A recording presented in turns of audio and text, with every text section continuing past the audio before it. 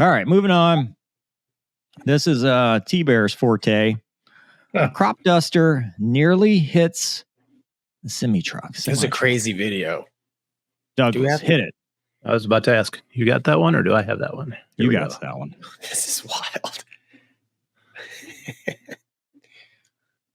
Hey, just doing his job right there. Yeah. Now, TBear, you fly under wires a lot. Yeah, we do. Some may find this distressing. a little late. Yeah, we do. This, so I know a little bit about this one. The guy was out of Arkansas, and he was up in the Midwest on what we call the corn run.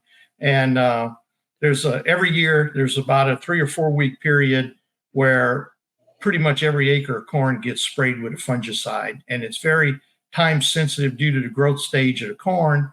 So airplanes come in from all over the country, and it's just, I mean, you got ADSB and there's crop dusters everywhere. So he was up there from Arkansas doing that, and he was in a smaller, underpowered airplane a little bit, and he was heavy, and he kind of got himself painted into a corner. There's a big set of power lines you see right there, and he waited too long to pull off for him, and decided he had to go underneath them. But then this 18-wheeler's on the highway, kind of where he needed to go. So you can see him check a little left and to get some space in front of the 18-wheeler, and he did a little math on it. He thinks he missed it by about 82 feet. And but it looks like. Are you sure this wasn't you, TBear? Yeah, I don't know. You know an awful lot about this. I don't know anybody that would do 82-foot math, because I remember when I was in IFF learning about 1.69 times time of fall. Right. Yeah, I feel like that's something you would do. So a couple things on this. So the guy painted. He made a mistake, is what really happened. He wasn't trying to be stupid out there, and it kind of goes to a couple things. A lot of people watch us fly these crop dusters. They think we're, breaking the law by flying right over a house or right over a car. Right. Technically, what this guy did not break a law, because our rules, Part 91, which most people fly under, have all these 500 feet away from person, vessel, structure. But Part 137, which he's operating under when you're spraying, removes those restrictions. So you just can't hit it. So like when I dive in a field to, start a spray pass, I might fly 10, 15, 20 feet over the roof of a house. And there's nothing illegal about that. It's allowed by Part 137. But a lot of people just don't understand that.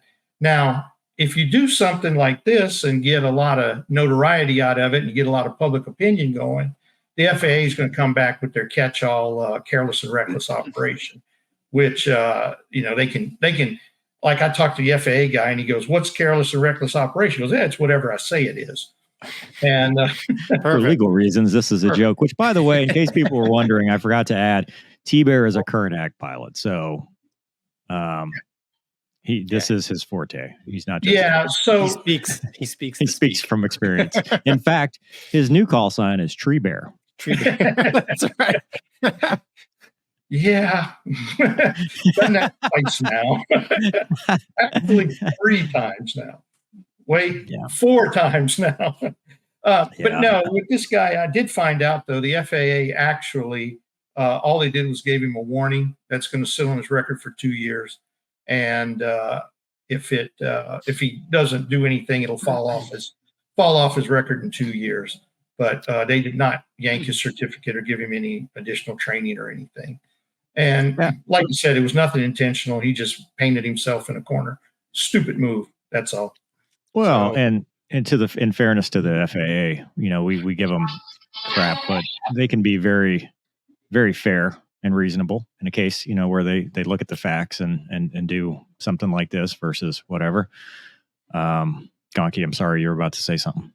Well, in Lemoore, it's all farmland, and I can't tell you how many times taking Grangeville on the way home, which is the back way to town, I'd be on my motorcycle heading home, and a crop duster would just straight buzz me. Well, I mean, I Did wouldn't, shake your fist at him, Maverick style. It's too late. Like by the time he went over and I sold myself and I didn't crash my motorcycle and, I got my wits back about me, I'd look and like, he's gone. But I mean, at least a half a dozen times, even in my truck, if, just driving back, all of a sudden, like, oh my gosh, what was that? So, I don't know if you're in an area where they're crop dusting, kind of like TBear said. I mean, they're just, those guys are tasked with a job and it's an airplane and it can only turn so hard. And when it's heavy, right, it can't maneuver. So, I mean, I can see, and TBear, like, I never saw that power line, and it makes perfect sense now that I watch it. I'm like, oh yeah,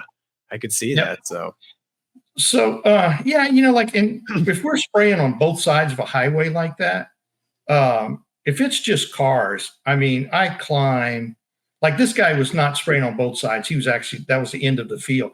But sometimes there'll be field on both sides of the road, and I climb just enough not to hit the cars. And I always look for 18-wheelers because I'm not climbing that high. If I see an 18-wheeler, I'll go a little higher because it just gets you off swath. We're trying to stay within, a foot left, right, and turn off, cross the road, and turn back on and get the edges.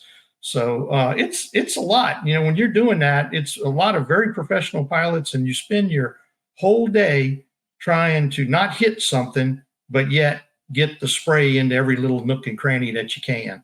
TBear, have, like, in your training and experience, like, have they hit semis before? Like, have there actually been?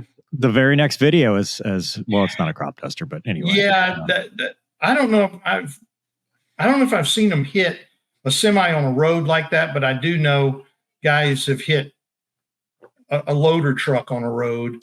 Or tractors are not uncommon. Wow. God. Tractors are not uncommon.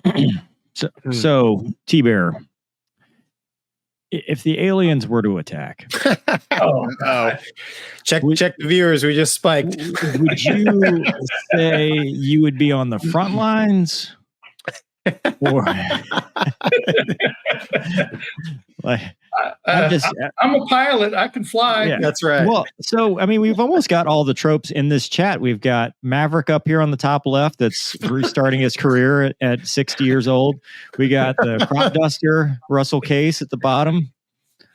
I don't know what I am yet, but Ricky Bobby. Doug Masters, bro. Come on. Doug Masters. So we've got Aaron says, guessing both of them need a change of pants. Oh, yeah, sure.